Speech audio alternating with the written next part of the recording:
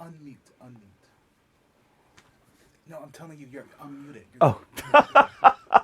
Welcome back to another daily sales briefing, selling in a crisis.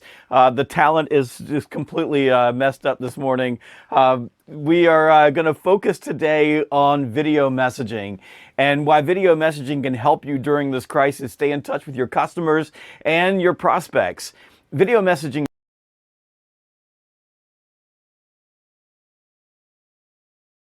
short message, typically less than a minute. So 30 seconds to a minute are. Now, there's a couple of ways that you can do that.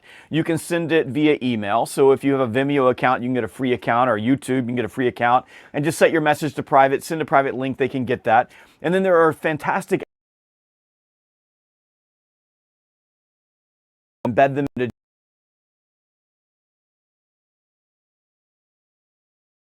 and videos. You can create some messages. And if you want to check out HubSpot, you can check out HubSpot for free if you go to crm.salesgravy.com, crm.salesgravy.com. And HubSpot's always free, but if you just go there, it'll drop you right into a free account. And HubSpot as well uses Vidyard, which is embedded in HubSpot, so that you can send those messages. They can see your facial expressions. Example is write their name on a whiteboard or hold their logo up. You can do any of those things. Now, there's a couple of things you want to think about with video messaging in particular. One is it's really, really easy because you can shoot the video. Now, I'm not a really big fan of the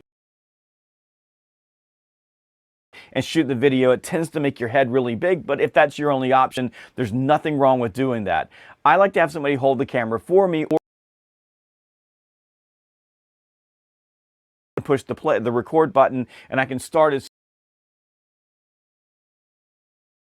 control, but you can get those. You have to go click the button and then come back. But if you can get a Bluetooth remote control, then you can manage that. I also use a GoPro for video messaging because there's a nice app that comes with GoPro that allows me to edit my messages.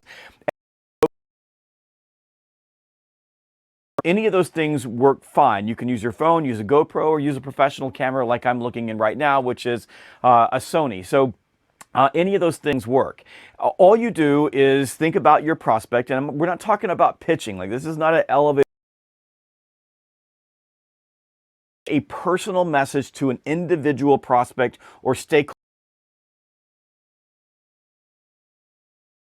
Authentic. Now, it has to be relevant to them. So you want to make sure you hook them with something that's relevant. You want to make sure that you can demonstrate that you understand what they're going through. And then you want to have a call to action. Ask them to do something. So you could ask them to go to a particular link. You could ask them to engage with you by phone or set a meeting with you. If you're sending it by email, then there's going to be an ask in the video and then a call to action in the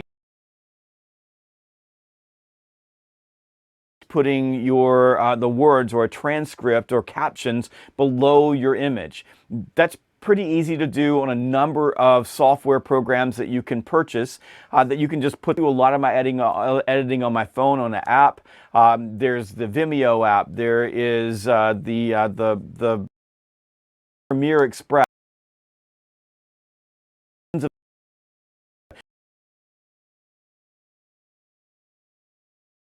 But you can also use it inside the sales process. So for example, if you have a meeting with someone, let's say you have a video meeting or a phone meeting with someone, and you want to follow up with a message to nurture the relationship and keep the deal advancing, you can shoot a short video and just say, thank you so much for meeting with me. Or tell them, hey, I'm working on these things that I'll be sending to you. But I use that all the time. So for example, for me, I use most of my video messaging inside the sales process with prospects that are working through, just to make sure I'm connected with them, to tell them how much I appreciate them, and to send a personalized message that compels them to want to keep moving forward. I also send those messages after I've closed a deal. So when I close a deal, I like to send a message just to say, thank you so much. We really appreciate you. And you can say that on the phone, but you can also send something to them where you can spend some time kind of crafting the message and making sure that you've got an environment that pulls them in and connects with them. Now, the nice thing about video messaging is not just that you can send them on email, but you can also send them through messaging apps. So with Messenger and WeChat and WhatsApp, and I like to use LinkedIn, there's the ability on the apps themselves to send a video. So on LinkedIn, for example, it's a great way to send a message. You have to be connected people to send that, but you go in and you open up your app in Messenger. There's a little plus button, click the plus button, and then a menu will come down of all the different things that you can attach to the message. One of those is a video, and you just shoot the video right there on your phone. So you don't have the option of shooting something like, say, on a GoPro. You shoot it right on your phone and you drop it in. Somebody did this to me just the other day ago, and it was amazing. It was fantastic, a great message, and it made all the difference. So what I would encourage you to do is start thinking about how you can use video messaging in your prospecting.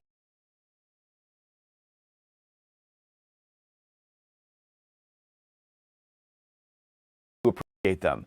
And so this week, noon, just try one. Couple of things that you want to think about. A lot of in front of a camera, and you can see at the beginning of this particular daily briefing, I totally screwed things up because I wasn't paying attention. That's okay. That happens, and those type of things can be totally edited out. Also, you're going to be a little bit stiff at first, so practice a few times. And look, if you shoot a video message and the first time it sucks, just delete it and do it again. And sometimes if you have a hard time stringing things together in 30 seconds, just put it together, go nice and slow in segments, and then on a simple software that you can put on your phone or on your computer, you can edit out. So that's the daily sales briefing. Scott on YouTube says, I work in the health field and access is severely limited. Any suggestions for engaging customers and trying to ramp up business when there isn't any direct contact? Okay, so Scott is in the medical field and says, it's really hard to access people. Do I have any suggestions on how to engage people? And Scott's a great question, especially in medical, because if you call on anybody medical, they're not letting you in to their facilities because they don't want to bring the coronavirus into the facilities. So there's a couple of things that you can do. One is the video messaging. So if you have their email address, send them a video. The other is ask for a video meeting. There's no reason in the world why you can't have a video meeting, and you can also talk to them by phone. This morning, I'm writing a brand new chapter in my new book called Virtual Selling, and specifically, I'm talking about medical reps who have this crazy notion that the only way they can sell is face-to-face. And through experience that I've had working with medical reps who are my clients and medical companies are my clients, over the last 10 years, I've proven to them over and over and over again that you can pick up the phone and have a conversation. Now, if you absolutely feel that you must meet someone in person, one of the things that is working for a couple of my clients that are in the medical space is that they're making a phone call and setting an appointment to meet in the parking lot. So the person who is in the medical facility will come out, they will go in the parking lot, they will stand there in the sunshine, they will make sure that they're 6 to 10 feet apart, and they will have a meeting. It's a really nice way of having a meeting, and surprisingly, a lot of medical decision makers are willing to have those conversations because they want to get out of the facility too and go stand in the sunshine. So it works pretty well. Scott, thank you for your question. It looks like we don't have any more questions today.